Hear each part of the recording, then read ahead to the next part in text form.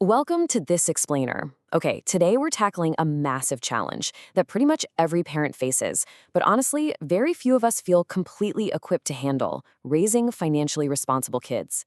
We're going to transform how we raise money smart children by shifting away from the basic, old school idea of just saving your pennies and move toward building a holistic, real world financial mindset. We've pulled together some absolutely fascinating insights from financial experts, educators, and real world parents to build a practical roadmap for you. Right, let's dive into this staggering statistic 78%. A full 78% of professional athletes go broke within just 2 years of retiring. I mean, we're talking about individuals who earned well over $1 million a year during their careers. One really famous example from our sources is Allen Iverson. He had career earnings of $200 million, yet he still ended up declaring bankruptcy. So, what does this all actually mean? It brilliantly illustrates the core issue we're tackling today. If earning literally millions of dollars can't guarantee financial security, what does? Well, the answer is that financial well being isn't defined by how much money we make. It is entirely about the practical habits and the psychological traits we learn at home. With less than a third of schools teaching financial literacy globally, this education falls squarely on our shoulders as parents and mentors. To figure this out, we're going to break things down into three core pillars. Starting right off with pillar one, making money real. This first pillar tackles a really modern parenting dilemma, making abstract money feel tangible to kids. Think about the stark contrast between our modern habits and traditional tools. When a child sees you walk down an aisle, load up a cart, and just swipe a piece of plastic to take it all home, to them it looks like magic. It creates this illusion of infinite resources. We absolutely have to contrast that illusion with the finite, patient reality of accumulating physical coins in a gulak or a piggy bank. And there's something genuinely profound about the joy of this simple, physical act of saving. A piggy bank gives a child their very first practical lesson in deferring today's consumption for tomorrow's goal. Periodically giving them small amounts to physically drop into the bank teaches them that wealth is an accumulation over time. It takes this abstract concept of saving and turns it into a tangible reality they can hear and feel. But hey, we can't just stop at saving, right? We need to completely demystify the entire economy for them.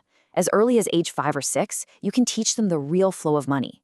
Show them how paying for bread pays the grocer. Then, the grocer takes that exact money and pays the factory that bakes the bread. Finally, the factory uses that same money to pay its workers, who have families just like yours. Suddenly, money isn't just paper or plastic. It's this incredibly powerful tool that connects our entire community. Which brings us to pillar two, the home bank and practical management. All right, this is where we move from theory into actual boots on the ground practice right in your living room by setting up a home bank. First up, provide a fixed allowance so they have a predictable income. Without it, their only financial strategy is to just ask you for money whenever they want something. Second, and this is key, kids live on an accelerated timeline, so offer a fast 1% daily interest rate on their savings. I know, that sounds crazy to us adults, but seeing their money grow noticeably in a single month is incredibly motivating for them.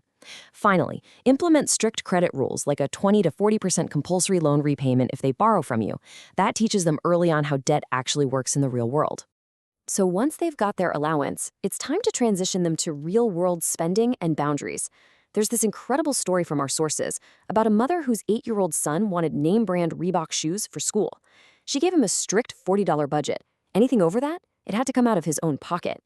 At the store, you could practically see the gears turning in his head as he put back the $80 shoes, then the $60 shoes, until they finally went to a completely different store and found a pair for exactly $39.95. Letting them practice managing this money and making those hard choices themselves is invaluable. And honestly, you can totally use relatable humor to teach the really complicated stuff, like deductions and taxes. I absolutely love this quote from our sources. I collect federal income taxes in the form of Almond Joy and M&M peanuts. Whether it's a Halloween candy tax, taking a bite of their ice cream bar and calling it insurance, or Shaquille O'Neal's famous food tax, where he takes a bite out of his kids' takeout meals, these fun, low-stakes interactions get kids used to the realities of the adult financial world. Moving right along to our final section, Pillar 3, a wealthy mindset. Now we're shifting gears from the math of money to the psychology of it. Because let's face it, managing money is deeply emotional. Financial planner Ellen Roggen points out a massive missing piece in how we teach kids about money, gratitude, and generosity. She explains that cultivating a daily gratitude practice, like just sharing 5 things you're thankful for before bed, actually lowers financial anxiety. It directs our thinking away from a scarcity mindset and towards abundance.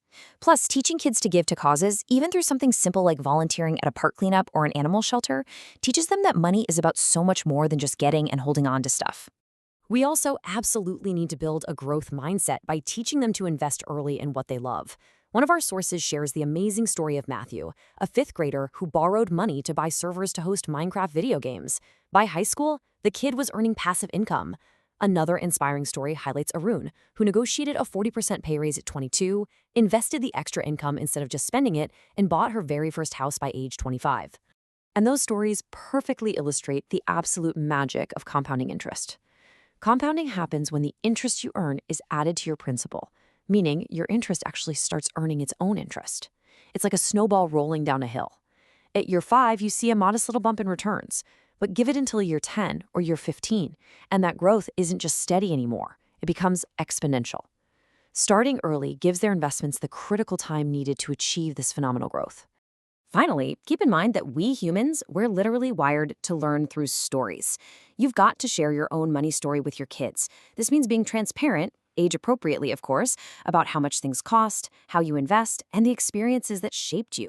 One speaker shared this beautiful memory of riding on the back of her father's blue Bajaj Check-Duck scooter in India, going to the bank to deposit checks, and sitting at the dining table during family financial meetings. Those shared experiences demystify money and builds deep, lasting financial confidence. As we wrap up this explainer, I really want you to take a second and reflect on your own habits. Are you shielding your kids from the realities of money by just swiping a piece of plastic, or are you actively involving them in the budgeting, the flow, and the hard choices? Will you let the world dictate their financial habits, or will you start writing your family's money story together? Today. Thanks so much for joining me to explore this.